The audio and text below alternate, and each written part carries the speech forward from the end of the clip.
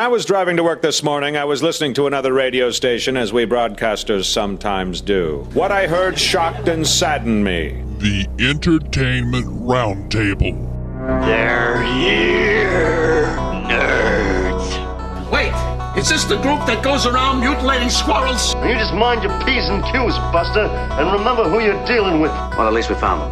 Fortuitous, Captain. And now that we have them all together, you can't make an omelet without breaking some eggs. The Entertainment Roundtable. They make one person go, blah, blah, blah, blah, blah, and the other person go, what are you talking about? And then one person goes, blah, blah, blah, blah. Feeling that way after this week? No doubt about it. Just want to go home. This has been such a long week. Good grief. So glad to be past Snowmageddon Part 2 or 3 or... I don't know. What are we up to now, Jeff? How many times have we had this threat? The threat or the reality? We'll go threat first and then the reality of it. The threat at least 3 times since Tuesday. Right. I think that's right. Carry the 1. Yeah. Well, let's just put it this way. Jeff and I have spent way too many nights up here at this radio station because of the threat of weather. I'm ready for that to end.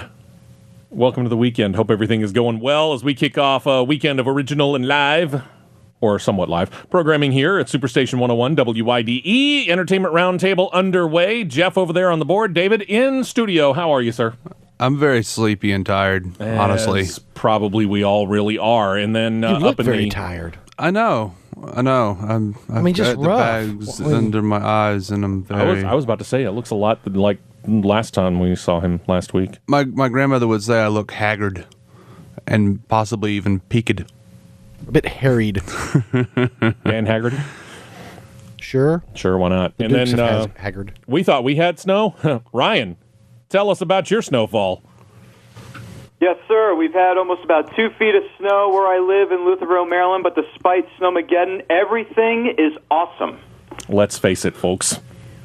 We could be a lot worse off than what we were this week. That's true. He's got 2 feet of snow. Yeah, as a matter of fact, you had the chance to go see that film, and you saw one other one this week, I understand? RoboCop. We'll get to those here in just a couple of moments. Don't forget, you can check us out on the Facebook page, Whatever with Steve West, or on Twitter at 101 Roundtable. Top 10 movies of the past week here. If you happen to see of any of these and have not reviewed them, which I know none of us have, by the way, just jump on in anytime. Labor Day in at number 10, $3.1 million. This thing is about ready to fall out of the top 10, and it's only made $10.1 million. This thing, you said, Ryan, last week is getting like less than 33% on Rotten Tomatoes? Yes, sir. It's not good. Jack Ryan, Shadow Recruit at number 9, $3.5 million, 44.4. The Nut Job in at number 8. I was kind of surprised that this one took the downturn as quickly as it did. 3.755 million overall. Vampire Academy, not surprised by its lackluster debut of $3.9 million. Does anybody know the ratings that this thing is getting? Because I believe it's under 20% or so, and plus, this is one of the worst debuts in the history of filmmaking for a movie like this. Yeah, I mean, this thing is over 2,000 theaters across the country, and this is one of the worst openings for a film that debuts in over 2,000 theaters. And I have not heard one good review on this film. Neither have I. It's weird. I feel better inside when movies do really poorly. You feel better about you? No, it just feels good inside. It's not about me. David's all about failure. Apparently this week, it is. No. It's not about me, but I love it. It's just like, I'm like 20% on Rotten Tomatoes. He's getting all warm and fuzzy outside. Now, what movie was this? Wow. I totally forgot. It's already slipped my mind. Wow. That's just scary. No, seriously. What? It doesn't matter. It doesn't have to be. Oh, okay. Yeah. With few exceptions. Happy Valentine's Day, a day late from David for Vampire Academy. Up to number 6, $5.2 million for That Awkward Moment, $16.5 million there. Movie that I do suggest, although it's not a great date film, Lone Survivor, $5.5 million, $112.9. Frozen just keeps getting money. $6.8 million, $368.6 million for this film. But, as we predicted, it is not the number 1 animated film of the week. More on that in a moment. Right along down to number 3, 9.5 million, so it's up over 105.3. The Monuments Men, which we went to go see last week, not bad, not great. I gave it about a 7. Jacob, if I remember correctly, gave it around 6.5, 7, somewhere in that area. So we were both right about the same. $22 million, that's kind of what I would have expected. Again, it was a good film. It just wasn't as good as I was hoping it was going to be. And that leads us to number 1. The movie that Jacob gave a Millennium Falcon set out of 10, and I gave a 9 out of 10, the Lego Movie. We all predicted it would be number 1, and it was by a long shot, $69 million on its opening weekend.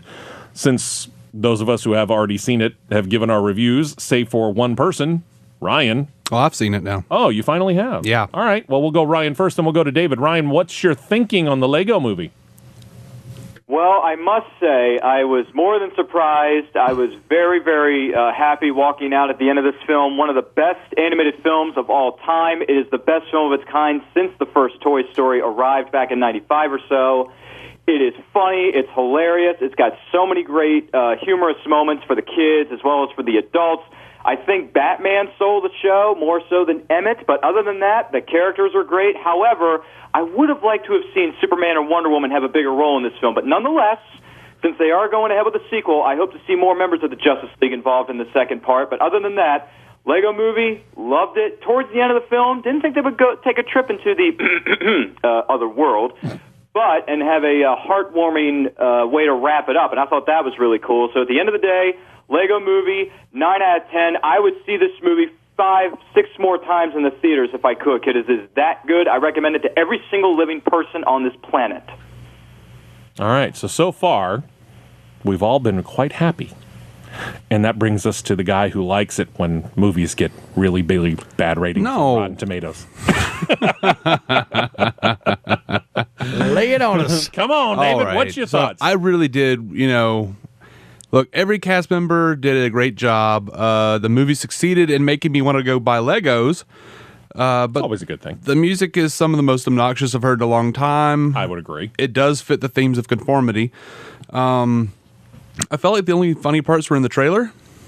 I hate the chosen one trope, and everyone should stop using it for the next 20 to 25 years, something like that. For a kids movie, there were surprisingly deep philosophical questions relating to like the human condition, our place in society, our place in the universe, and even to society's relationship with God. You may have overanalyzed this being that it was deep provided certain logic problems for me concerning the ending, which was inventive and warm, but made me feel like there were conflicting cool ideas being bandied about, and they just decided to do all of them.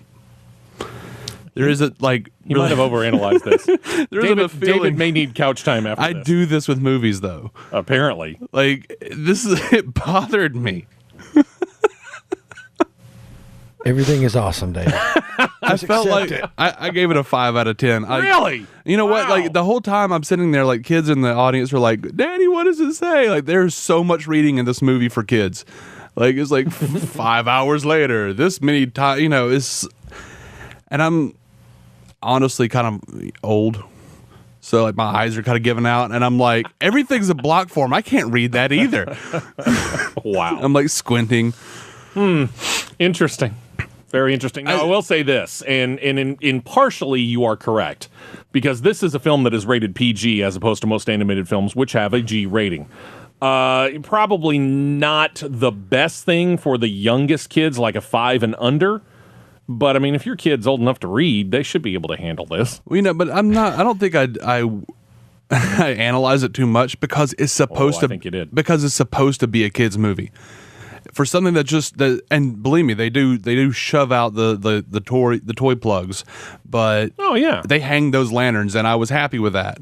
But at the same time, I'm like, these are kids, man. Are we really going to talk about the man upstairs and like all these deep philosophical questions about being special and chosen and whatnot?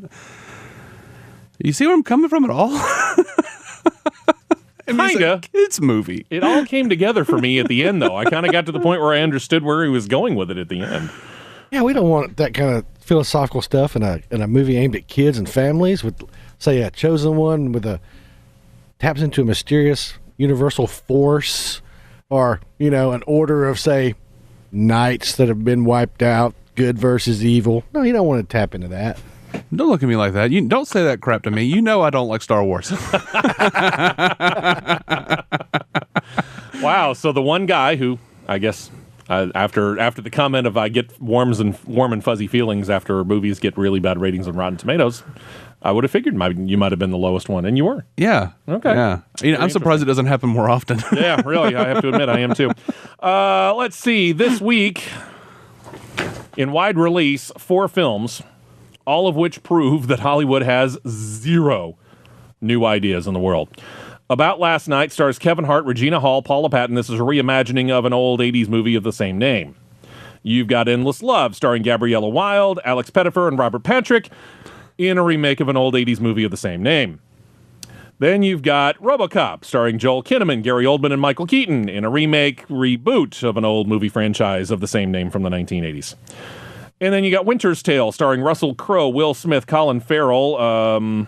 This is not really a remake. This is an adaptation. An adaptation of a book that came out in the 70s that was made into a play in the 1980s of the same name.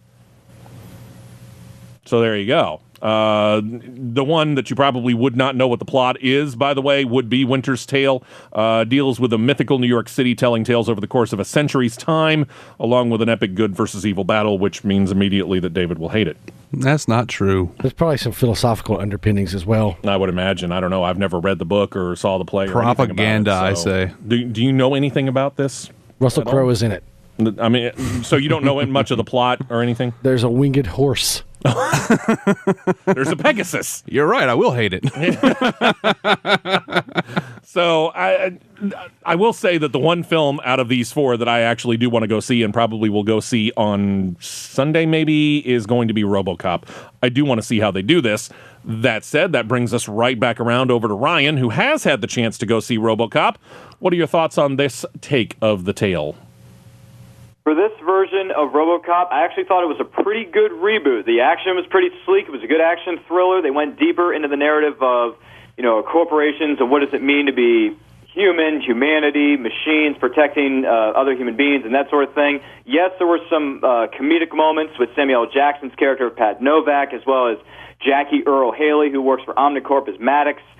And so basically, I enjoyed this. They went deeper into the narrative of the story a little bit here. So altogether, I'd probably give RoboCop an 8 out of 10. Granted, I think it could have benefited from an R rating like the original one was. And number 2, there was no Peter Weller cameo, so I was disappointed there. All right, so in the end, you give it a what? I would give it a solid 8 out of 10. 8 out of 10. Okay. I'll be interested to see where it goes. Should you be so interested, you could check your local listings to see if one of these limited release films is playing in your area. None of them starred anybody that I noted. Adult World, a movie called Date and Switch, something called Down and Dangerous. You got a movie called Easy Money, Hard to Kill. Got Girl on a Bicycle, Gun Day, Jimmy P, which... around here, we were kind of wondering if it was about one of our engineers, but it's not. And the movie The Returned, coming out in limited release this week. Next week, 2 films. One, the humongous big-budget blow-up film, Pompeii. Woohoo! And the Kevin Costner film, 3 Days to Kill. I was thinking about The Returned. Oh, Kevin Costner. Yes, what about The Returned? A tale of a sweater that didn't fit. I don't know if that's what it's about, but it could be. A number of people, and we always say that celebrities kind of ended up passing away in threes. Last weekend, we ended up talking about Philip Seymour Hoffman passing away.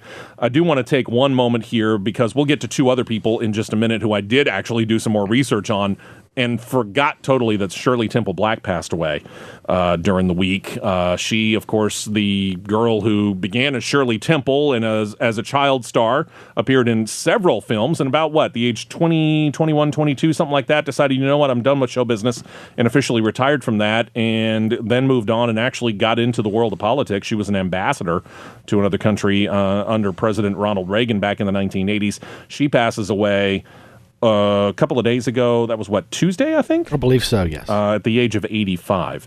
So Shirley Temple Black is lost, and we will talk about 2 other people who passed away during the TV segment because while both of them did some movies Both of them actually also appeared on stage. Most of the work that they are best known for happened on television, so we'll talk about them here in just a few minutes. That said, we got to take our first break, and when we come back, we got quite a bit of movie news here. Everything from Gravity to, let's see, we got a whole bunch of movies that are set to come out. You've actually seen a whole bunch of trailers that have been thrown around there. We'll kind of run around the table, see what they think, and Reboot. Okay, that's 1, 2, 3 of them. Then there's sequel. Yeah, we got a whole lot of stuff to talk about, and not a whole lot of it is really all that original. Hope you got your popcorn, because we're back to the Entertainment Roundtable on Superstation 101. It's pretty sad when this is the best you can come up with off of the soundtrack for any film coming out this weekend. This is the song Endless Love. This is the original one. I get the funny feeling they're not going to use it in the new one. But this was what, Lionel Richie and Diana Ross, if I remember correctly?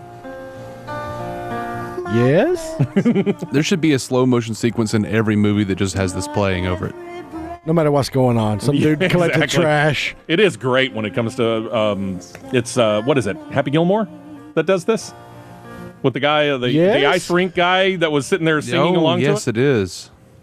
When you said that, I'm like, I remember this in an Adam Sandler film, and I think it was Happy Gilmore, because that was the one where he was the hockey player trying to become a golfer.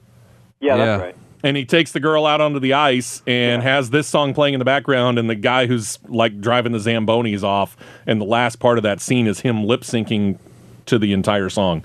Yep, yeah. Just a little scary. All right, let's start off with trailers here, Ryan. First up, the movie trailer for the second film in the Purge series, this one entitled The Purge, Anarchy. Ryan, you shared the trailer. How many of us have had the chance to see this? Jeff, you've seen it? I watched it. I didn't. You have not seen it? Okay. I was afraid I would purge. Yeah, well, it's possible. We'll have to see. Ryan, your thoughts real quick on this. I thought it was, interesting. Granted, I haven't seen the first film, so I can't comment or speculate on that one in particular, but I do like the young casting they've assembled for this one with Zach Gilford from Friday Night Lights, Kelly Sanchez from A&E original series The Glades. It's going to hit theaters everywhere on June 20th, so I may actually have to go and check this one out. So you're actually interested? Oh, yeah. Plus, they had me at Kelly Sanchez. Is this something that you're going to be prompted to go back and watch the first one? Maybe, but it depends if I have the time or not. Okay, I will admit, I have not seen the first one. The second one, I see where they're going with this. They're taking it from inside the house perspective to the being stranded out in the city and trying to survive. If you're unfamiliar with the storyline, The Purge kind of envisions a future United States of America where for one night every year for a 12-hour period, there are no laws. So if you're caught out and about and you happen to get killed, there's no ramifications for the person who killed you. It's a very, very weird kind of thing. I did not see the first one. Did you see the first one, Jeff? I didn't. I didn't like the idea of this, this great conceit of this 12-hour period where anything goes, and then they confine it to a single house. Yeah.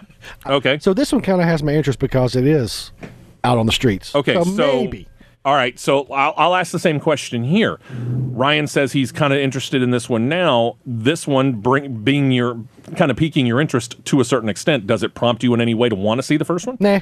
Nope. Because this seems like it could be they could make 10 or 12 of these things and just set it somewhere different every time. I have no desire to go back to see I will agree with that. Yeah, I don't see really the need or any kind of a desire to tie this into the first one. You can make it several different stories. Mm-hmm. And there is a part of me that says I would like to go see the first one because the premise is interesting. And I'm talking about the basic premise, not that they're stuck inside a house. I find the premise interesting. I'm just not so sure that the execution was all that good. But it did make quite a bit of money. So we'll see where it goes on the second round. Moving on to another trailer. Ryan, tell me about a film called Brick Mansions.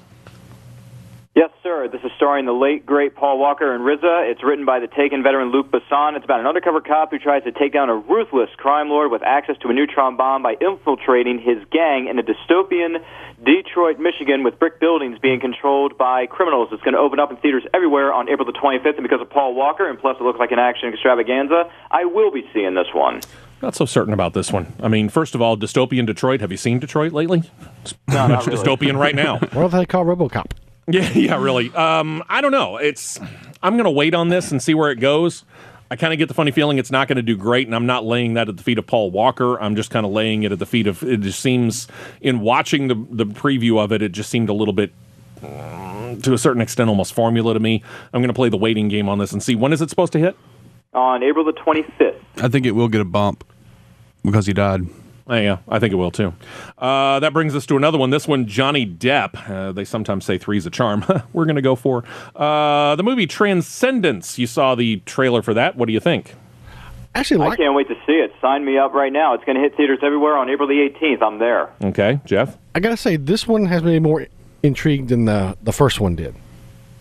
Because this one actually expanded on what's going on with the plot. So, we'll see. Yeah, because the first trailer really didn't give you that big of an idea. It looked like The Lawnmower Man with Johnny Depp. Yeah, this one actually kind of gives you a little bit more in-depth on it. So this one intriguing you now? It's going to be a wait and see. Yeah, as far as the quality, but I'm leaning a little bit more on this one than I am Brick Mansions, but I'm kind of like you. I'm going to play the waiting game. Ryan, when does it come out again? On April the 18th. All right, what'd you think about it? I honestly I thought it looked really cool, but I did think of the Lawnmower Man. Yeah. Well, I mean, it looks kind of cool, but it's almost it's cool in an almost maybe a little bit too slick kind of way. Yeah, I don't know if I think that. I felt like there were a couple of bits in the trailer where I was just like, okay, it's Johnny Depp as Max Headroom. Just like, I, do you love me? Do you still love me? I. Do you love me? I haven't thought about Max Headroom in a while. Thanks, I appreciate that. Finally, one more, and in this case, it's a new Arnold Schwarzenegger film. It's entitled Sabotage. It stars Terrence Howard and others. First of all, who has seen it? I saw it. No, I know Ryan did. Jeff? I didn't watch the new trailer because it says it gives away so much. Like I'm going to rush out and see it anyway. Yeah, really? I didn't see the trailer. Okay. No. The first thing that turned me off, and I warn everybody, if you go and try and find this, there's a pretty good chance you're going to find an uncut version of the trailer, which will put a bunch of language into your ears. Yeah, if the trailer starts off with the red screen, it's a rated R trailer. Oh, yeah. This one is a red screen, a rated R trailer, and it throws out the words. Ryan, tell us a little bit more. Yeah, trailer for Sabotage. Schwarzenegger leads an elite DAA task force, finds himself in the crosshairs of a ruthless cartel when some money goes missing from a safe house raid. His team members are being picked off one by one. It's time for Arnold to unleash the fury and get some payback. Granted, this is directed by David Ayer, and, from Training Day, you got Sam Worthington, Olivia Williams, Terrence Howard, so many more cast members to add to this list. It's going to hit theaters everywhere on March the 28th. Despite the Red Band trailer, it's also not a lot of words I would rather not hear more than once. Yeah. I'd probably still go to see it. I don't know. I want to say I've seen this plot kind of loosely in another Arnold Schwarzenegger film, The Eraser. Oh, yeah. And it probably was done better then than this one is now. I don't know. Maybe a free preview weekend. So far, I haven't gotten any one of these four films has made me sit up and go, yep, I need to go see that. Other than the Marvel films. Well, we didn't deal with any of those trailers this week, though. All right. From movie trailers to some movie news here. Apparently, how many times have we had Tarzan in the movie theater? Oh, total?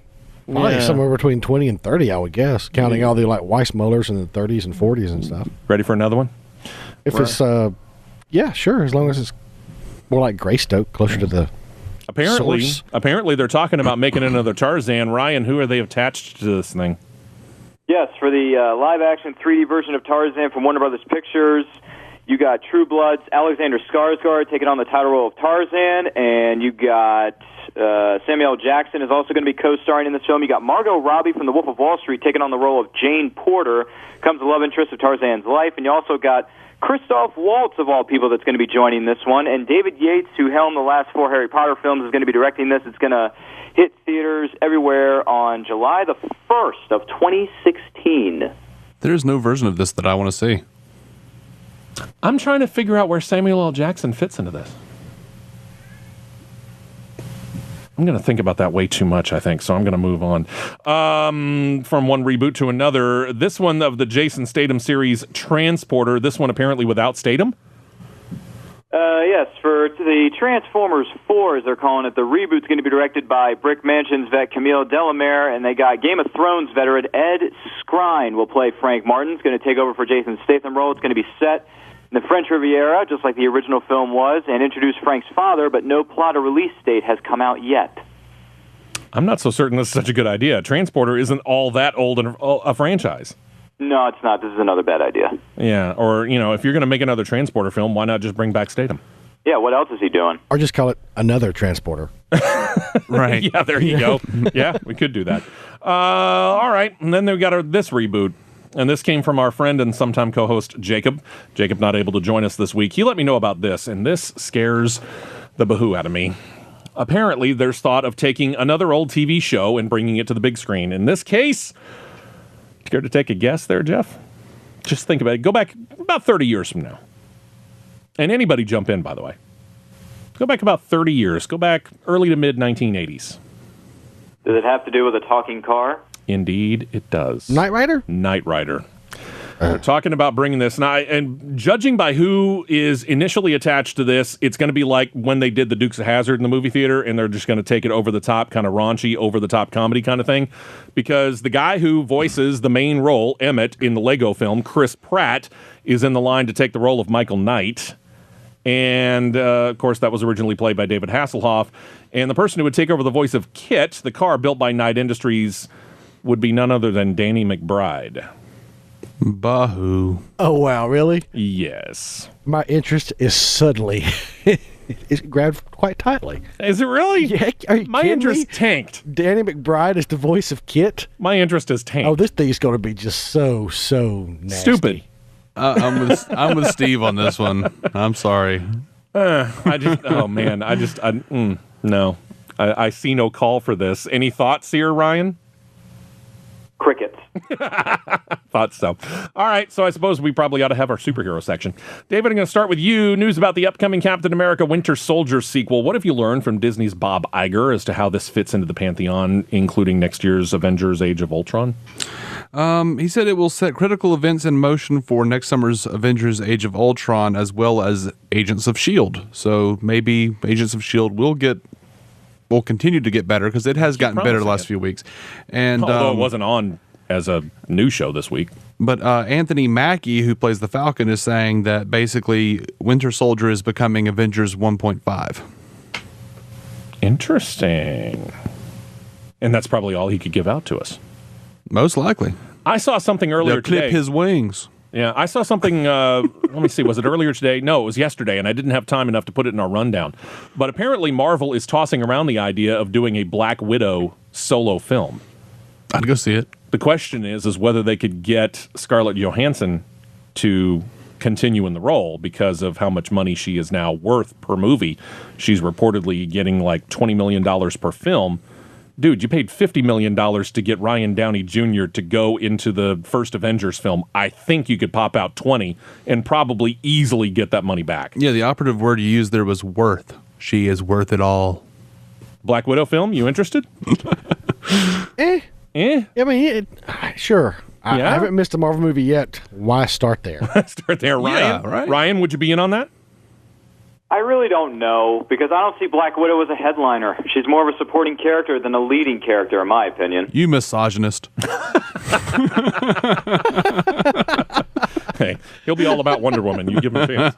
All right, let's go about the film Guardians of the Galaxy, and apparently word of a sequel well before the first one even comes out. Yeah, the film is still several months away, but rumors are already swirling around that the sequel would be part of Marvel's Phase 3 film schedule. They're apparently trying to get it out in 2016. Phase 3 is going to probably begin to phase out. I mean, we know Iron Man is done, save for his appearance in Avengers Age of Ultron, because Robert Downey Jr. said he's not going to put the suit back on.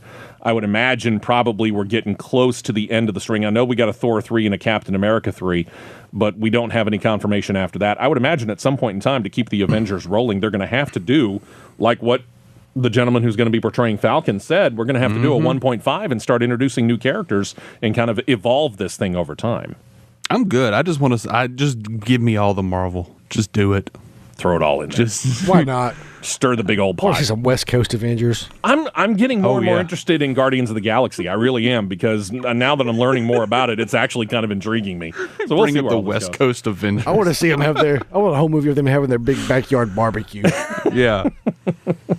Oh, good grief.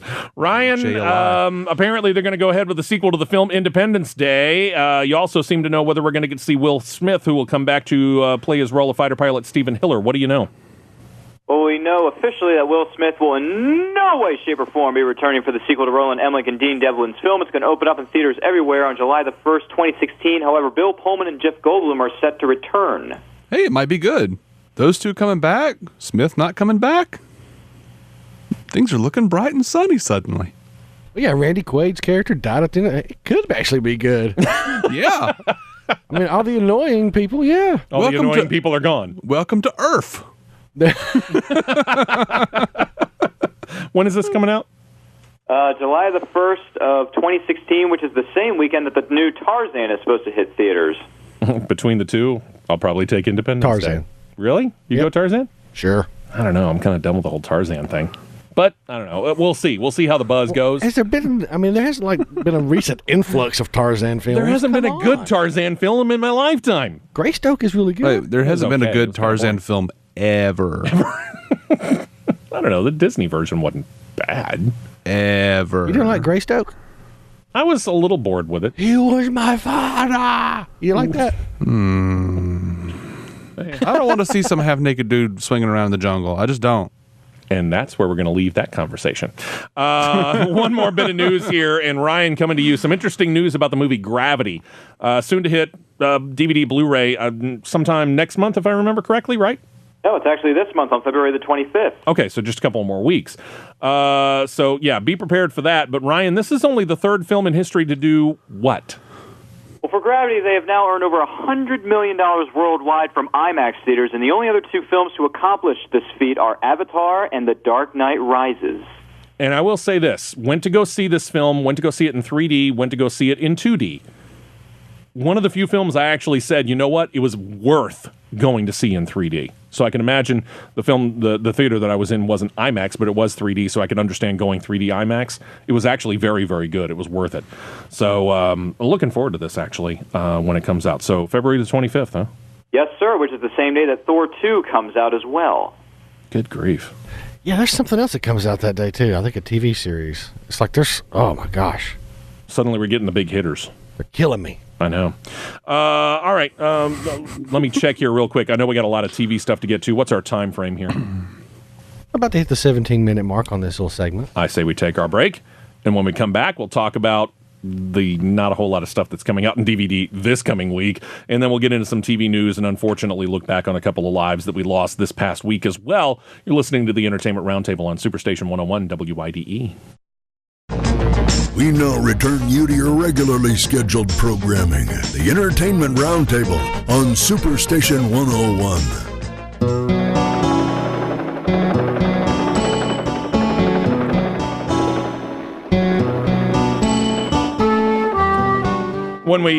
As we come back here to the sounds of the television show MASH and the song Suicide is Painless, it'll all come together here as we look back upon the lives of one of the two men who we lost just in the past couple of days, as a matter of fact. He actually worked with Larry Gelbart, who, of course, brought the show MASH to television. That said, let's talk about some Blu-ray coming out here. First of all, only a couple of films. You got the animated Fantastic Mr. Fox. I didn't really hear a whole lot about this. It was kind of had a coffee cup in the movie theaters and then left. It's just the Criterion edition, correct, then? Yes, I think it is. And then you got the Criterion edition of Foreign Correspondent, and Alfred Hitchcock film. Fantastic Mr. Fox is awesome. You have seen it? Man, I love it. I've watched it like 6 times. I love that movie. Okay. So funny. Tell me a little bit about it real quick. Well, you got this fox. Well, no kidding. And he's fantastic. This is the Wes Anderson picture. The Wes Anderson film, stop motion. Okay. Yes, George Clooney, Glenn Close, I do believe. Bill Murray does the voice of his badger. I mean, it's based on a Roald Dahl book, so it's cool for adults. It's good for kids. I mean, it's like instead of using curse words every time they get mad, they actually say the word cuss. Don't you cuss at me. It's great, man. Interesting. But yeah. I wonder why it never really took off at the theater, though. I don't know. Interesting. It was Wes Anderson. Maybe. I don't know. I love him, but come on. For TV series collectors, for TV series collectors, you might be interested in one of these. You got season 3 of Game of Thrones. Yeah. Bearing in mind there is the regular and the special edition of that. You've also got season 5 of Nurse Jackie. This is a Showtime HBO show, I think. One of the two, something like that. And there's season 5 of the classic and quite campy $6 Million Man, starring Lee Majors. For fans of the show The Wonder Years, Ryan, you got good news about this, right? after several long years of the fans begging, pleading with the companies of this nation.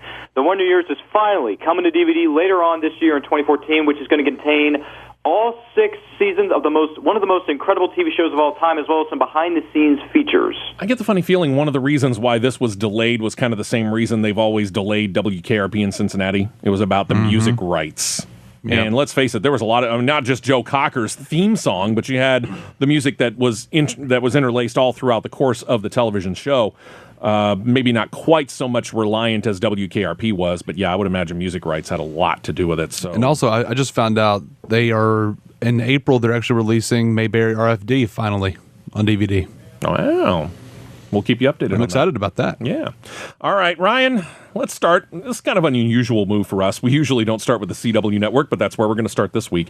They've announced the future of several shows on the network. What do you know? Yes, sir. This is good news for fans of Arrow, Supernatural, Reign, The Vampire Diaries, and the originals have all been renewed for another season. Arrow, yes, and the other ones, not so much. I mean, the originals, yeah, I can see that expanding their storyline, but the other 3, where are you going? I have, obviously, in watching Reign, you see promos for all the other shows. I've seen promos for Reign. There is nothing about it that grabs my interest. Has anybody watched this? No. Nothing. No. It's okay. That tells me a lot. Somebody's watching it, though, apparently. Sticking with the CW, let's go over to David. Let's talk about the upcoming show, The Flash. The network seems to like the character a good bit. They've even gone to mention the future of the character should the show tank, right? Well, right. Well, they decided to go the traditional pilot route, so it may not even make it to series. But Greg Berlanti, the executive producer of Arrow, has said that if it does not succeed, they wouldn't let Grant Gustin's character Barry Allen go. They would just keep bringing Grant Gustin back onto Arrow.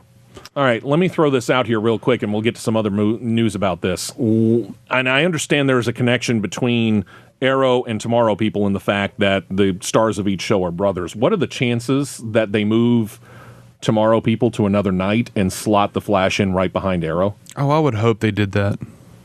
That would be like my favorite night of the week. Any thoughts on that, Ryan? Well, Wednesday's already my favorite night of the week, and I actually like Arrow and the Tomorrow People together, so I think it'd be somewhat better for them to spread it out a little bit with The Flash and put it on like a different night. Jeff? That makes no difference. My DVR will get fat either way. No kidding. Yeah, I never watch it on TV anyway. I just kind of I DVR it anyway. But just for those people who do still watch it, it might be an interesting pairing. It would be a nice 1-2 punch. I'll give them that. Yeah, yeah, it would be. That's just my opinion. Yep. All right, let's go to casting here, David. For fans of the show, Ed, they're going to be happy about this when it comes to The Flash. Ed's Tom Cavanaugh will play Harrison Wells, the scientist behind Star Labs Particle Accelerator, the machine responsible for Barry Allen's transformation into the super-fast superhero. And then I remember this, and I may be one of the few. The 1990-91 show, The Flash. Mm-hmm. Oh, yeah. I used to have every episode on video cassette because I recorded it off TV. Okay. You remember it, David? Oh, definitely, yeah. Oh, okay. So, Ryan, you're the only one that doesn't. But then again, you weren't old enough. It was a show that starred John Wesley Shipp. Getting word that he may show up? He will show up. He's going to be a mysterious character. They're actually not saying who he is. But if The Flash is picked up as a series, he's expected to have a recurring role. You know what would be proper? Jay Garrick. His dad. I was thinking Jay Garrick. Jay Garrick would be pretty good, but I think it would kind of, in a way, be kind of fitting if John Wesley Shipp played the dad. Jay Garrick. Jay Garrick. Okay. Mentor. Nobody needs Mentor could work too. Okay, I'll go with that. Let's go over to the Fox Network. Our friend Jacob has let me know about some casting news from the Gotham series. Ben McKenzie has been tapped to play the young Commissioner Gordon. McKenzie's been in the series The Southland and The O.C. The show will feature the origin story about how Gordon kind of deals with Gotham's notable criminals before Bruce Wayne, who, by the way, is going to be a teenager in the series, forms his Batman alter ego. In addition to McKenzie, Ryan, you've learned of some of the other casting news for this show, right? Yes, I have. Robert Lord Taylor from the film Accepted, as well as The Walking Dead, he joins the cast as Oswald Cobblepot, a.k.a. the Penguin. His character is described as brains of a chess grandmaster, the morals of a jackal. Cobblepot is a low-level psychopath who hides his sadistic lust for power behind an exquisitely polite demeanor. Also, Sean Pertwee, who was in Alan Partridge as well as Event Horizon, he's going to be appearing as Bruce Wayne's butler, known as Alfred Pennyworth. He appears to be taking some cues from Jeff Johns' comic Batman Earth 1. He's going to be taking some cues from that. Also, you got Sabrina Guevara from Burn Notice as Gordon's boss at the Gotham City Police Department, Captain Essen, and Aaron Richards from Being Human, as well as Merlin as Gordon's fiancée, Barbara Keene, in the Gotham series. It's like they put out all the casting news in 1 week. Yeah, especially since they just came out and said Donald Logue from FX's Sons of Anarchy is going to be Detective Harvey Bullock, the partner of James Gordon. Which actually is a very good casting choice, by the way. It is. This show debuts in the fall? They're hoping for it. I mean, it's not confirmed if this show is going to go through yet. We'll see what happens. No, they have ordered a full series. You better grow the Gordon stash. That's all I got to say. No stash. Yeah, they have to have that, yeah. Yeah, I did read that they did order it to series. Okay. Already. It'll be interesting to see. I'm intrigued by it. I really am. I'm very intrigued by it as well. We need to see a trailer for this bad boy. Yeah, well, apparently they just got done casting, so it'll be a little bit. Sticking with Fox, Ryan, more news from the revival of the show 24, this one entitled Live Another Day. You've learned about even more casting news. What do they got going now? Yeah, they just keep piling up. If you remember Game of Thrones, the actress Michelle Fairley has joined the cast of 24 Live Another Day. She's going to be playing the recurring role of Margot, a British national and the widow of a notorious terrorist. And this new season of 24 is going to premiere on Fox May 5th of 2014. Get ready and set the clocks. Yeah, my DVR is already prepared, trust me. Darn right. One more Fox note. And Ryan, you've learned about the future of Simon Cowell's American Idol ripoff. Of course, he was the one, wasn't he the originator of American Idol somewhere down the line? Mm-hmm. Was it here in the United States that he originated American Idol? Or he originated it in Britain and then brought it over here or something Wasn't like that? it originally like X Factor in Britain and then they brought it over here and made it American Idol and then they did a remake of it? I don't know that much about it. Let's put it that way. All I know is that he came over, he made his name in the United States in American Idol, left that, went over to the X Factor. What is the future of the X Factor? Yeah, Fox woke up, smelled the coffee, and realized that reality TV is killer, so they decided to cancel the X Factor for good. Done blowed it up, and nobody will shed a tear. Nobody. And those of you who do really need to check your mentality there. Just saying. All right, Jacob checked back in, said that for fans of the show Downton Abbey, I'm still working on that. I want to say downtown. It looks like it's misspelled, but it's not. Downton Abbey, they've made 3 additions to the cast, all of whom have been on television before, including the shows Doctor Who, 24, and others. Richard E. Grant, who you probably know quite well, since you're the big Doctor Who fan, David. He's also been in the show Girls. He's coming on board. You've got a lady, and I'm going to ruin this name, and I know it. Is it Raid or Rade? Sherbegia? She appeared in one of the years of 24, as well as the movie Eyes Wide Shut. And then they've got Anna Chancellor, who was in the film Four Weddings and a Funeral, among other things. They all joined the cast. So if you're a big fan of Downton Abbey, apparently the cast is getting bigger and bigger and bigger. Mm-hmm. So we'll see where that goes. And then Jacob also checked in on this. And I'm not sure how this affects us here in the state of Alabama, but I can see the positive and I can see the negative here. Time Warner Cable has not really gotten a whole lot of great publicity here recently.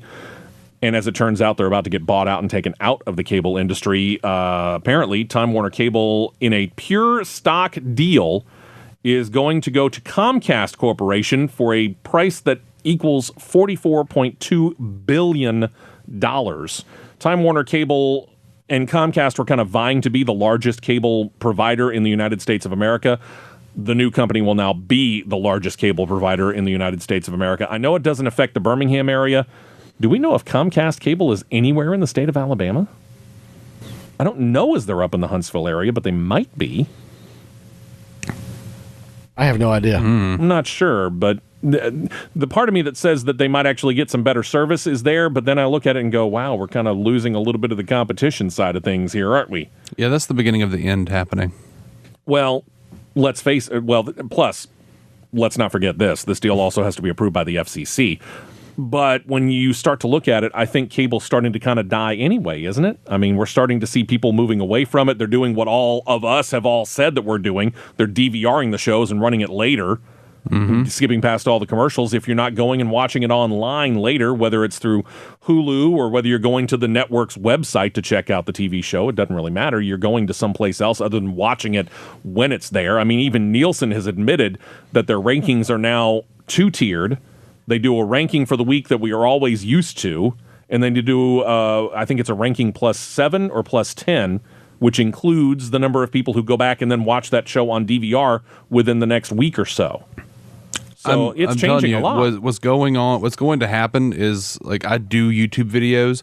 So when you go into those analytics, you can check not only how many views you've gotten, but the watch time on it. You can see like the average watch time, and that boosts you in the search ratings. That's what TV will eventually become. I don't see how it couldn't be, to be real honest with you. Ryan, any thoughts? Yeah, I mean, we are really going away from the days where people watch live TV. They just don't anymore because they have the convenience of a DVR or a TiVo system, whichever provider you may have in your home. So yeah, it's the future, man. We're all going to be DVRing, TiVo, and everything pretty gosh darn soon. No one's going to watch live TV anymore. And by the way, that's all right because life happens. We have schedules, man. Yeah, we need to make it work for us. So yeah, I don't have a problem with it. All right, Comcast, go get them. Hope you don't lose your pants on it. A couple of sad notes here. We lost comic legend Sid Caesar. Officially found out about it on the 12th. Sid Caesar began in nightclubs, then became a writer and a sketch performer of many names that are now well known for the variety show Your Show of Shows. Think about this lineup here. Sid Caesar did some writing, and then they had writers like Woody Allen, Neil Simon, Mel Brooks, and the aforementioned Larry Gelbart. That's quite the writing cast right there, thinking about what all they did and moved on to. Caesar then took to the stage. He was a natural in front of the camera, had a physique that Mel Brooks once said of, quote, he could punch a Buick in the grill and kill it. Nice. Caesar appeared on many TV shows and movies over his long career. He appeared for Brooks in several movies, including two well-known that I have and really enjoy, History of the World Part 1 and The Silent Movie. He also appeared in the movies Grease and Grease 2, reprising his role as the football coach both times, and was in the movie It's a Mad, Mad, Mad, Mad World. In his career, he won 2 Emmy Awards. He was nominated for 9 others. Never nominated for an Oscar, but he was nominated for a Tony Award in 1963. Didn't win it. Got a star in the Hollywood Walk of Fame in 1960. Became a member of the Television Academy Hall of Fame in 1985. Several Lifetime Achievement Awards that he was given as well. Sid Caesar passing away at the age of 91. What I remember so well about him, specifically in the movie Silent Movie, was he was in a hospital playing himself, and they were trying to get him to take medication, and apparently this is something that he was able to do all throughout his career, did it on Your Show of Shows and others.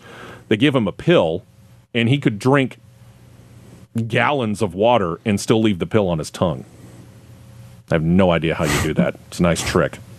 Then a sad note from one of my favorite shows going on right now over to CBS on the set of NCIS. The actor who portrayed the father of NCIS Special Agent Leroy Jethro Gibbs, actor Ralph Waite, has passed away. Waite was born in 1928. He made his name probably best known as playing John Walton Sr. on the CBS show The Waltons, played that role in 9 separate years. In all, he appeared in 26 TV shows over his long career, which actually began on the big screen in movies. He was in Cool Hand Luke. Now I got to go back and look and watch for a very young John Waite. Or, excuse me, Ralph Waite, John Waite. That's the singer. I actually, it was weird. I had just watched that movie like 2 nights ago on my phone. Can you pick out where Ralph Waite was? Yeah, he's like in the background, but you can see him. Yeah. Like he's there. Go. He also, and I didn't know this about him, he attempted to run for the U.S. House of Representatives, not just once, but 3 times from the state of California. Waite was registered as a Democrat, and surprisingly enough, for the state of California, lost each time as a Democrat. The first time was to some guy whose name doesn't really matter. The second time was to the actor, or the widow of the actor/singer Sonny Bono. Lost to her twice in a row, Mary Bono. Ralph Waite, 85 years old, as he passes away from basically like a short illness is what they said. Haven't heard anything right now on how the TV show NCIS might note his passing for the character portrayed by Mark Harmon, Leroy Jethro Gibbs. We'll have to see about that. So yeah, we've lost Shirley Temple Black, we've lost Sid Caesar, and we've lost Ralph Waite. We need to stop dying, people. I'm just telling you. Ryan, how can we find you online if we have more questions or suggestions for something for you to cover? Go to facebook.com/TheRPM Show, or you can also find me on Facebook at Ryan Matthews. And we can find you online as well, right, David? That's right. For my original comedy sketches and web series, you can find me at maladjusted.tv. And also, We Shouldn't Stop Dying, because I've seen that Twilight Zone episode. It ain't pretty. That's true, too. You can find me online at moshots.com. Really? Just kidding. Who knew? Ryan, thank you so much. We enjoy it, and we will talk to you again 1 week from today, my friend. Yes, sir. Looking forward to it. Thank you for having me on the show. You guys stay safe and stay warm and make sure that snow stays out of here. Yeah, really. We'll send it all up your way. How's that? No, not really. All right, Ryan. We'll talk to you soon. David, thank you so much. Yes, Coming up, if you're listening on Saturday morning, 6 a.m., brand new show is going to debut here. It's called Lock It In. Hope you enjoy it.